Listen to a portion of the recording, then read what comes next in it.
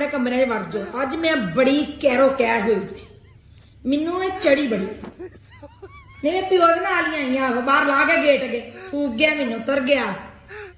होना की सी पता जी, खुशी च सारिਆਂ ਨੂੰ सद्दिया, मेरे भी भड़ेवी आए सन, ਇਹਦੇ भी ते या तो तू किसी पासे ना वरत।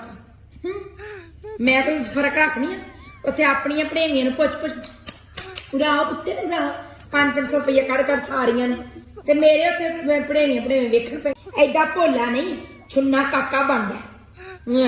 हुण मैं भी इंज वरता करांगी जी, ये फर्क रखना जानदे ना। मेरी की इज्जत रही उत्थे, मेरिया भैणां भी मेरियां सपईयां कि अपनी भैणां दे बच्चें नूं किवें पैसे देण दे।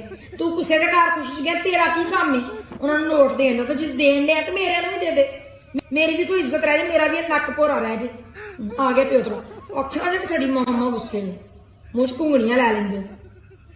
दसो मां गुस्से में पक्की बई रोटी खा लो जाके। की हाल है भैन जी, ठीक ठाक हो? मैं कहा तुसीं ते पुछना नहीं मेरा हाल चाल, पर मैं फिर भी तुहाडा ध्यान रखनी है। मैं तो लंघदे टपदे को भी हाल चाल पुछनी है। नाले तुहानूं पता मेरी आदत है बाहर छप्पड़े थले मंजी डाह के बह रहना, आउंदे जांदे वेंदे रहना। मूँह कित्थे तुहाडी वड्डी वड्डी ना निक्की मैनूं पता कसम लैके वक् हो गई। तू भैन ना दस, मैनूं पता लग ही गया, पर मैं नहीं किसी नाल गल कीती। मैं आख्या कि नहीं चंगी गल नहीं, घर दी गल है, पर मैं तेरी भैन बनी सा, मैं किहड़ा किसी नूं दसना सी। पर चलो वो तेरे नाल रहन जोगी खिदमत करनी सी ना, ने तेरे रोटी पुछनी सी, चंगा लैके तुर गई। ते वड्डी कित्थे हुंदी आ? वड्डी दा पछाड़े वाले ना अजकल ओ जोटा ए ओ जोटा रल के दुकान ते जांदियां सौदा लैन, रल के सब्जी ते मिच सस दी चुगलियां करदी होनी है। ते मैं कोई गल वधा नहीं डई, फसाद नहीं पानी। मैं तां आखण डई घर दियां गल्लां बाहर निकलदियां ने इंज। थोड़ा दिन मेचे च रख पर मैनू कादा ही वाह पे जाना तो राह पे जाना, जिन्ना खादियां गाजरां ढिड उन्हां दे पीड़ सानू कादा। पर मैं नहीं, फिर भी तेरियां गल्लां करे कोई होर गल वाधू घट मूँह च निकल आए ते कित्थे गल जांदी।